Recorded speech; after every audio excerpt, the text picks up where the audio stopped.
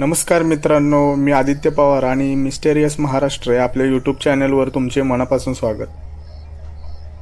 मित्रांनो, आजचा सत्य अनुभव आपल्याला शेअर केलेला आहे सूरज गायकवाड यांनी आणि ते सातारा वाडेफाटा येथील रहिवासी आहेत.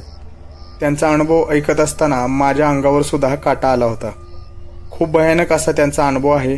त्यामुळे व्हिडिओ पूर्ण बघा आणि आपल्या मिस्टेरियस महाराष्ट्र या यूट्यूब चॅनलला सबस्क्राईब करून बेल आयकनही प्रेस करा, ज्यामुळे असेच सत्य अनुभव तुम्हाला सर्वप्रथम मिळतील. बाकी डिस्क्रिप्शनमध्ये आपला ईमेल दिलेला आहे. तुमचेही काही सत्य अनुभव असतील तर तिथून तुम्ही आमच्याशी संपर्क करू शकता.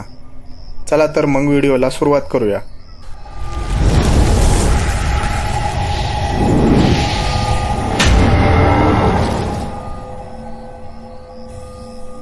नमस्कार मित्रांनो, माझे नाव सूरज गायकवाड असून मी सातारा वाडेफाटा येथील रहिवासी आहे.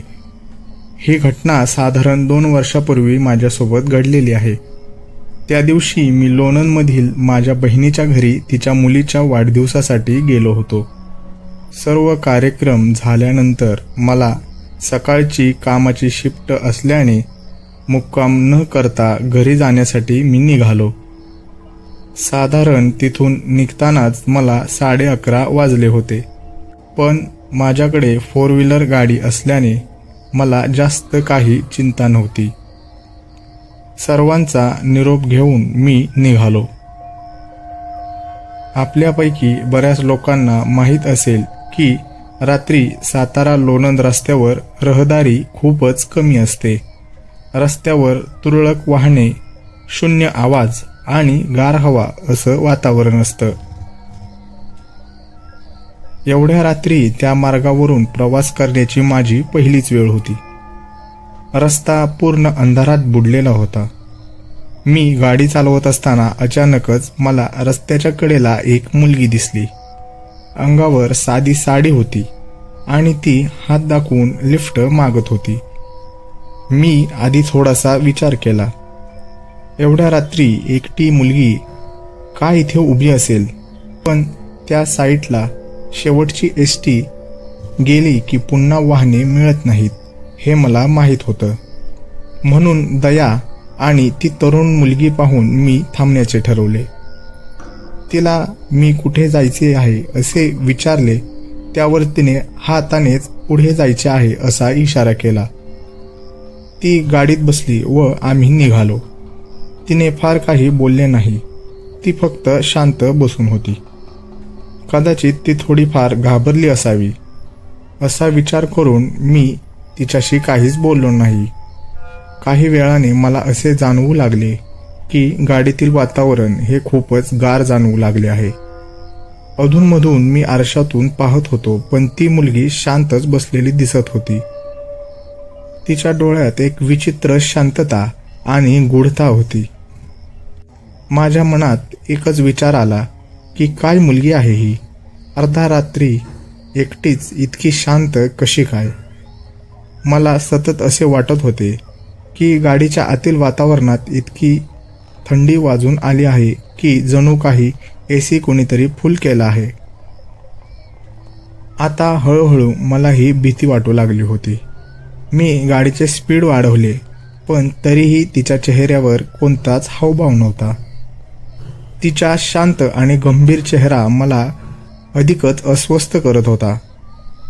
मी सारखे आरशातून मागे पाहत होतो, पण ती जशीच्या तशीच बसलेली होती. काचेतून एकटक बाहेरील अंधारात बघत होती. काहीच तासाचा प्रवास आता मला खूप मोठा वाटू लागला होता. जणू काही मी गाडी चालवून पण रोड काही संपतच नाही आहे असे मला वाटू लागले. संपूर्ण रस्त्यावर फक्त माझीच गाडी आणि पूर्ण रस्ता अंधारात बुडलेला होता. आणि अचानक गाडीची हेडलाईट मिणमिणू लागली. जणू काही वायरमध्ये शॉर्ट सर्किट झालाय. गाडी अचानकच बंद होऊ लागली. मी गाडी चालू करण्याचा प्रयत्न केला होता, पण जणू काही गाडीच्या बॅटरीमध्ये बिघाड झालाय असे मला वाटले. संपूर्ण काळोखात आता मी अडकलो होतो आणि भीतीने अंगाची लाही झाली होती. पण त्या मुलीच्या चेहऱ्यावर कसलीही चिंता नव्हती व भीती दिसत नव्हती. आणि तिच्या याच वागण्यामुळे माझ्या अंगाचा थरकाप होत होता. जरी ती काही बोलत नसली तरी तिचे अस्तित्व खूपच भयानक वाटत होते. मी सतत गाडी चालू करण्याचा प्रयत्न करत होतो, पण गाडी काही केल्या चालू होत नव्हती. आणि एवढा वेळ शांत आणि गंभीर असणारी ती मुलगी हळूच माझ्याकडे बघून हसू लागली. जणू काही ती माझी गंमत बघत आहे व हसत आहे. आता मात्र माझ्या काळजाचा ठोका चुकला होता. मला आता चित्रविचित्र शंका येऊ लागल्या. इतक्यात हळू आवाजात ती मला म्हणाली, मी याच ठिकाणी काही वर्षांपूर्वी मेले होते. माझ्या मृत्यूचे कारण कोणीही शोधलं नाही आणि आता मी इथेच फिरत असते आणि तुझ्यासारख्याच लोकांच्या मृत्यूचं कारण बनते. आणि आज तुझी वेळ आली आहे.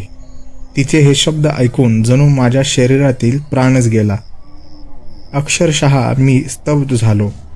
तिच्या बोलण्यावर माझ्या तोंडून शब्द फुटत नव्हते.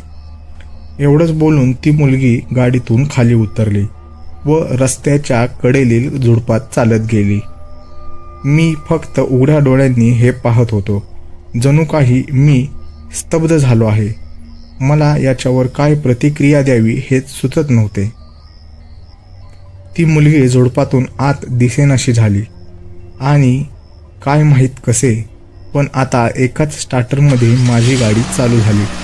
मी अजूनही त्याच शॉकमध्ये होतो. मला काहीच सुचत नव्हते. मनोमन मी देवाचे आभार मानले व पूर्ण स्पीडमध्ये गाडी पळवली. पण नंतर माझ्या लक्षात आले की ही देवाची कृपा नसून त्याच मुलीच्या भूताची माया आहे आणि फक्त 500 मीटरवर जाऊनच मला वळण न दिसल्याने माझी गाडी तडवळे गावच्या बस स्टॉपला धडकली. अपघात एवढा भीषण होता की त्यात मला माझा उजवा पाय गुडघ्यापासून खाली गमवावा लागला आहे.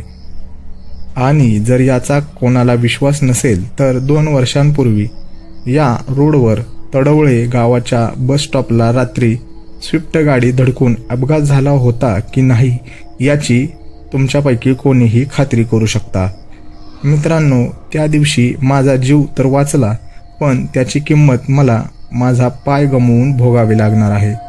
म्हणून तुम्हीही कधीही रात्रीच्या वेळी एकटी व्यक्ती समजून कोणालाही लिफ्ट देताना एकदा नव्हे तर 10 वेळा विचार करा. तर मित्रांनो, ही आहे सूरज गायकवाड यांच्यासोबत घडलेली अतिशय दुःखद घटना. व्हिडिओ आवडला असेल तर व्हिडिओला लाईक करा आणि आपल्या चॅनलला देखील सबस्क्राईब करा. आपण भेटूया पुढील व्हिडिओमध्ये. तोपर्यंत स्वतःची काळजी घ्या. धन्यवाद.